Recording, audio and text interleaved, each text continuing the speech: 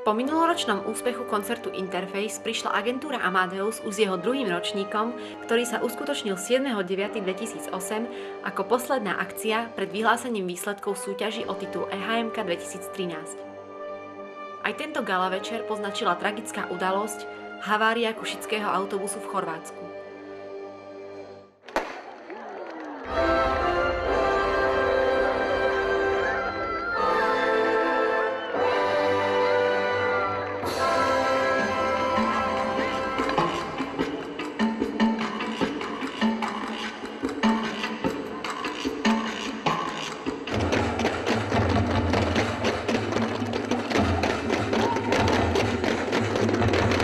Sa nám predstavili umelci zo Strednej umeleckej školy, z divadla Romatan a folklórneho súboru Železiar.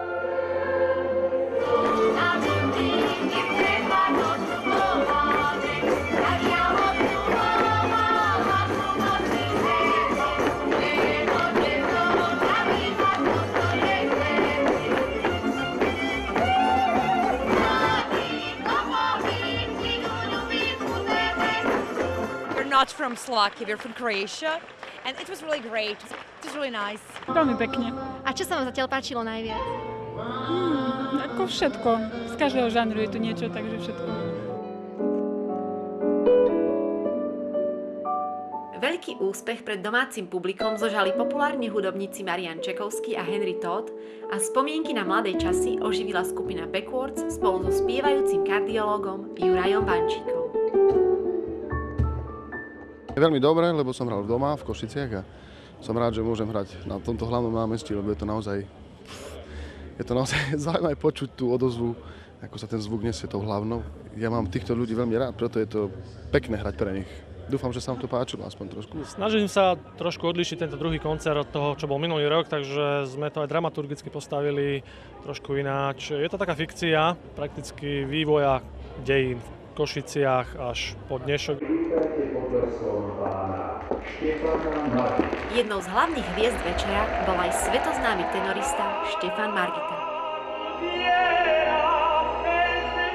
Ako sa vám hralo pred rodným mestom?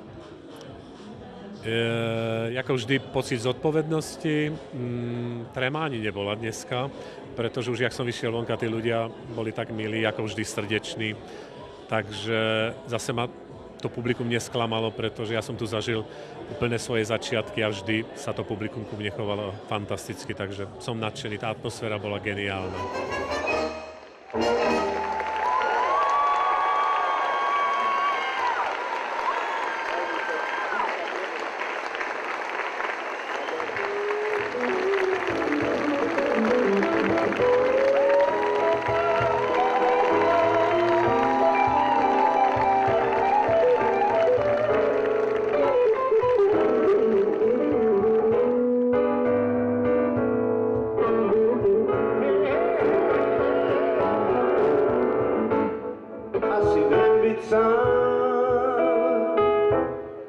Sebe niečo nesiem, lenže neviem kam.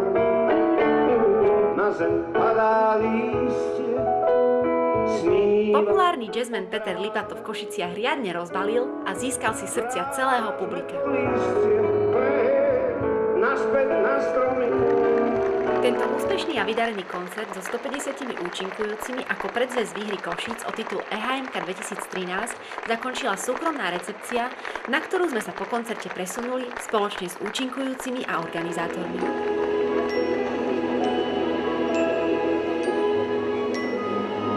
Aké si myslíš, že majú šance Košice stať sa hlavným mestom kultúry? Verím, že najvyššie zo všetkých 4 miest, ktoré sú vo finále. Nielen preto, že som Košičanka, ale aj ako galeristka v Make-up Gallery v Kasárniach. Verím tomu, že tento projekt bude ďalej pokračovať a vidím v tom veľkú budúcnosť pre celé mesto a pre kultúru, ktorá tu ožije. Dejiny zabudnú na politikov, dejiny zabudnú na biznismenov, ale dejiny určite nezabudnú na umelcov.